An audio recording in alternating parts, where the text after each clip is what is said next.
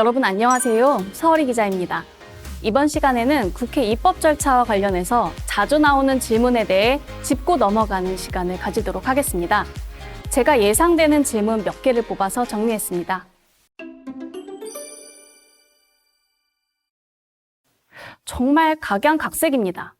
의원의 개인 아이디어일 수도 있고요. 보좌관의 생각일 수도 있고 또 각 정당 지도부의 지시에 따라 법안을 만드는 경우도 있습니다.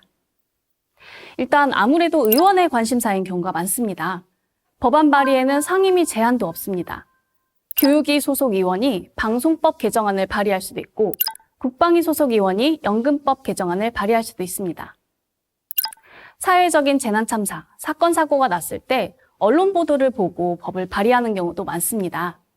리튬 전지 공장 화재 사고, 디지털 성범죄 사건, 학사비리 사건 등이 언론에 보도되면 왜 발생했을지를 살피며 전문가들의 이야기도 들어보고 개선점을 찾아나가는 것입니다. 국정감사를 통해서 법안을 발굴하는 경우도 있습니다. 의정활동 기간 가장 한 우물을 팔 수 있는 기간이 바로 국정감사 때인데요. 국감을 통해 의원실에서 특정 이슈에 대한 관심이 깊어지면 기관의 질의 답변 내용을 바탕으로 새 법안을 만드는 경우도 많습니다. 소속 정당을 가리지 않고 협업하는 경우도 있는데요. 21대 국회에서 통과된 특별법 가운데에는 영호남의 상징 도시인 대구와 광주를 잇는 달빛 고속철도 건설을 위한 특별법이 있었는데요. 국민의힘과 민주당의 합작 법안이라고 할 수 있습니다. 예전에는 법률안을 첨부한 공동발의 요청서를 의원회관 지하에 있는 동료 국회의원의 사서함에 넣어놓으면 요청을 받은 의원이 찬성 의사를 밝히는 방식이었다고 합니다. 과거와 달리 지금은 전자방식을 활용해 굉장히 간편해졌는데요. 의원이나 보좌진이 온라인 메신저 등을 통해서 발의자를 모으고 서명도 전자서명 방식으로 공동발의를 진행합니다. 보통은 엄청나게 반대하지 않는 한 서로 품앗이를 하는 경우가 많습니다. 공동발의자 10명을 모으는 게 쉬울 것 같지만 사실 찬성 의원이 모이지 않아 애를 먹는 경우도 가끔 있었는데요. 주로 소수 정당의 의원이 발의한 경우 이런 일이 왕왕 있었습니다. 정의당 의원들은 타투이스트의 자격을 갖추면 비의료인에게도 시술 허가를 내주도록 한 문신사법, 찬반 양론이 팽팽하게 부딪히는 차별금지법 등을 발의할 때 공동발의자를 찾기 어려워 전전긍긍했습니다.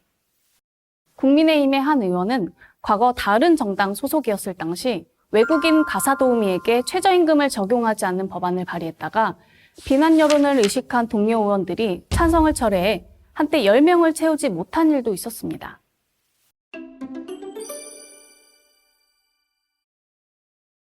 제한이 없습니다.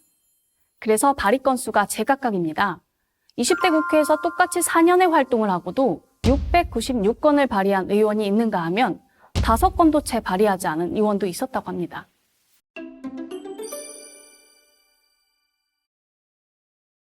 발의를 많이 하면 좋을 것 같지만 실상은 그렇지 않습니다. 오히려 법안을 남발해 아니면 말고식으로 입법하는 거 아니냐, 국회가 입법 공장이냐라는 비판까지 나오는 상황입니다.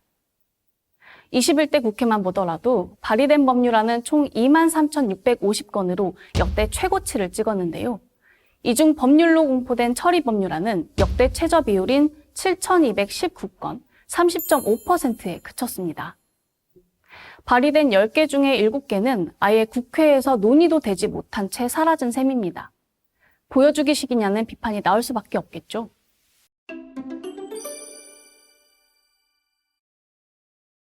아무래도 법안을 많이 발의하면 의정활동을 열심히 한다는 인상을 줄 수 있습니다. 언론 보도도 많이 됩니다. 무엇보다 각 정당마다 현역 의원의 평가 지표 중 하나로 법안 발의 건수를 활용합니다. 그래서 경쟁적으로 법안을 많이 제출하도록 부추기는 면도 없지 않아 있습니다.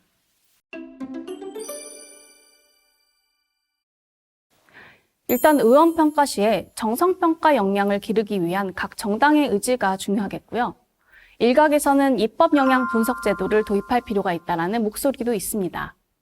입법 영향 분석 제도는 법안이 사회 전반에 미칠 영향을 미리 예측 분석하는 절차인데요.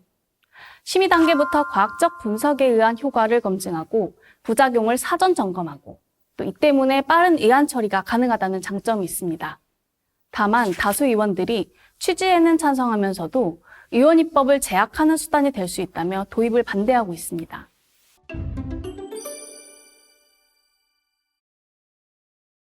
그렇지 않습니다. 언뜻 생각하기에 정부 법안은 다 해줘야 될 것 같지만 국회 지형이 여소야대 전국일 경우 야당이 견제하려는 차원에서 정부의 법안을 통과시키지 않는 경우가 많이 있습니다. 제출 법안의 통과 비율은 19대 국회에서는 73.6%, 20대 국회에서는 67.5%, 21대 국회에서는 54.7%로 계속 줄어드는 경향을 보였습니다. 그래도 평균적으로 정부 제출 법안 통과율은 의원이 발의한 법률안보다 2배 이상으로 높은 통과율을 보입니다.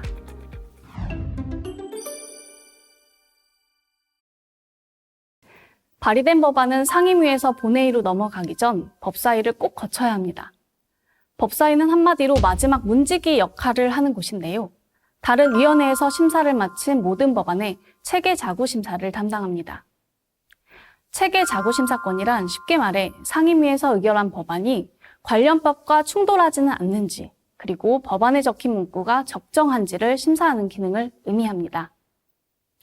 그런데 그간 법사위에서는 체계자구 심사를 이유로 법안을 뭉개는 경우가 많았고 법안 내용이 본질적으로 바뀌는 경우도 허다했습니다.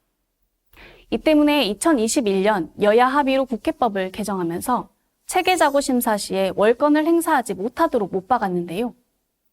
그럼에도 법사위원장의 권력은 여전히 막강합니다. 법사위원장이 법안 통과를 원치 않을 경우 여야 간사 합의를 종용하면서 의결을 계속 미룰 수 있기 때문입니다.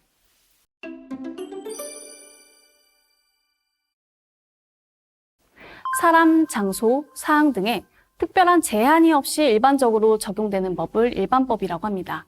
반면 특정 사람, 장소, 사항 등에 관하여서만 적용되는 법을 특별법이라고 합니다. 세월호나 이태원 참사와 같은 재난 참사, 전세 사기와 같은 특정 사건에 대한 특별법이 대표적입니다.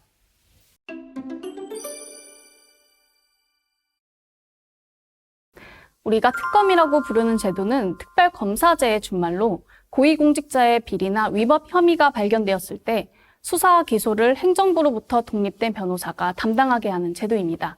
주로 야당에서 나오는 주장인데요. 기소권을 독점하고 있는 검찰에 대한 불신에서 비롯된 제도라고 할 수 있습니다.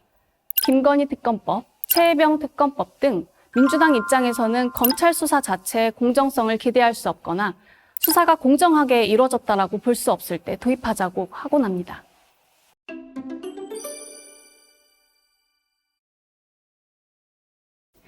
주로 특검 수사 대상, 특검 후보 추천권을 두고 논쟁이 벌어지는데요. 최혜병 특검법을 두고 설명해 보겠습니다. 최혜병 특검법의 경우 최혜병 순직 그 자체에 대한 진상규명, 그리고 수사 외압 의혹을 규명하도록 한 내용을 담고 있는데요. 첫 번째 쟁점은 윤석열 대통령을 수사 대상에 포함시킬 것이냐였습니다. 당연히 여야 간 갈등이 심할 수밖에 없겠죠. 추천 방식도 여야 간 생각이 달랐는데요. 민주당은 특검법에서 대한변호사협회가 특검 후보 4명을 추천하면 대통령이 속하지 않은 교섭단체인 민주당이 2명으로 추리고 윤 대통령이 최종적으로 1명을 선택하도록 했습니다. 반면 정부 여당은 민주당이 입맛대로 인사를 앉힐 수 있다며 반대했습니다. 국민의힘은 특검 수사 도중 언론 브리핑을 실시할 수도 있다라는 조항도 문제 삼았는데요. 민주당은 최순실 국정농단 특검 때도 있었던 조항이라며 맞받아쳤습니다. 애초에 특검 자체가 정쟁 가능성이 높은 소재가 많지만 조항 하나하나를 가지고 유불리를 다투기 때문에 여야 모두 특검법 내용을 두고 예민하게 대응하곤 합니다.